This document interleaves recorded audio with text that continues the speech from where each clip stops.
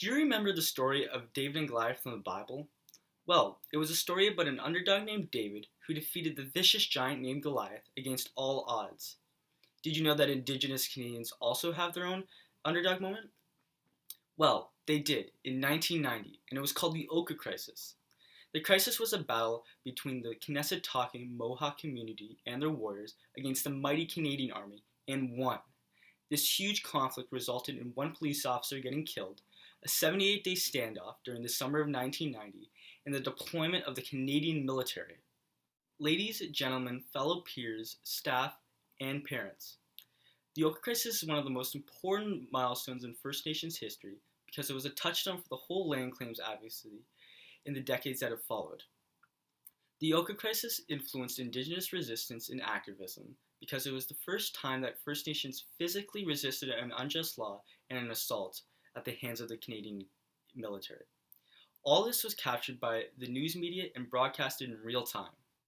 The Canadian population witnessed this conflict on the nightly news, thereby enhancing the Indigenous role in Canadian politics significantly. Without the Oka Crisis, the Indigenous activism wouldn't exist as it does today. It was a national crisis which made everyone aware of Indigenous land rights. The Mohawks managed to defeat their own Goliath, which was the Canadian military. Ladies and gentlemen, the Oka Crisis was a huge land conflict initially between the Quebec government and the Knesset-talking Mohawk Nation. This initially started because the Oka municipal government wanted to expand an already existing golf course over Knesset-talking Mohawk territory near Montreal. The Mohawk Nation wanted to self-govern this land because it contained several special things to them, mainly a cemetery. The Mohawks originally organized protests and petitions, but Oka City Hall rejected their desperate appeal. Later on, this turned into a conflict between the Mohawk Nation and the Canadian federal government. The Oka Crisis inspired others to engage in Indigenous rights activism at the time and in the years to come. The Mohawks were victorious in their attempt to stop the expansion of the golf course, and so it inspired and set the rebellious tone for Indigenous resistance throughout the 1990s. In his paper entitled The Power of a Single Feather, Meech Lake, Indigenous Resistance, and the Evolution of Indigenous Politics in Canada by Ian Peach, the Dean of the Faculty of Law at the University of New Brunswick, stated, sympathy blockades and vigils sprung up across Canada in the days and weeks that followed. Some of these involved non-Indigenous people who became involved in Indigenous activism to an unprecedented extent. The Mohawks from Knesset-talkie's bravery influenced a large number of people from various races to fight back against colonialism. Settler society has committed countless injustices towards Indigenous people throughout history. Now some are fighting for them.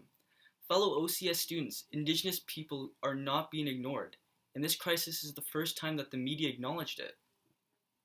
Ladies and gentlemen, this crisis is the first time that First Nations resisted an unjust law or force by the government, which was captured by the news media and broadcasted in real time.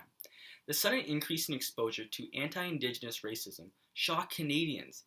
Ian Peach stated that the racism and violence that epitomized the events at Knesset-talkie shocked not only Canadians, but also the international community. The Oka Crisis news coverage allowed the public to empathize with the Indigenous women and children who were being shot at by the Canadian Army. They were like the crowd cheering for David. This crisis is the first time that media acknowledged Indigenous people as a force to be reckoned with. By 1987, 61% of respondents to a Decima poll supported the idea of the right of Indigenous peoples to govern themselves. Just like Accord collapsed when Elijah Harper, a First Nations member in the Manitoba legislature, blocked its passage, indicating the Accord's failure to consult with First Nations or recognize their constitutional rights. From 1990 on, the strategy of Indigenous leaders was to compare their complaints and aspirations to those of Quebec and make it clear that they would not stand in line behind Quebec for the constitutional recognition.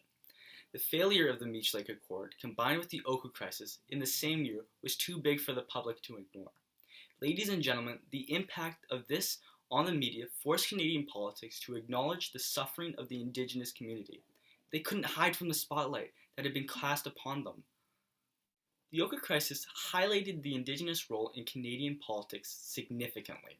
It placed Indigenous issues directly onto Canada's constitutional agenda. Ian Peach stated that criticism of Canada over the mishandling of the situation and international embarrassment suddenly tarnished Canada's reputation as a protector of human rights. This shows that the Oka crisis is a landmark case for racism in Quebec.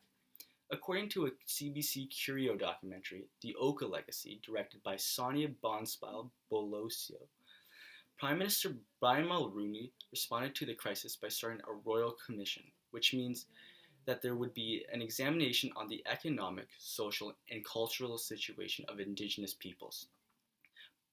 Prime Minister Mulroney's response laid the groundwork for Prime Minister Harper's apology for the residential school system and the creation of the Truth and Reconciliation Commission.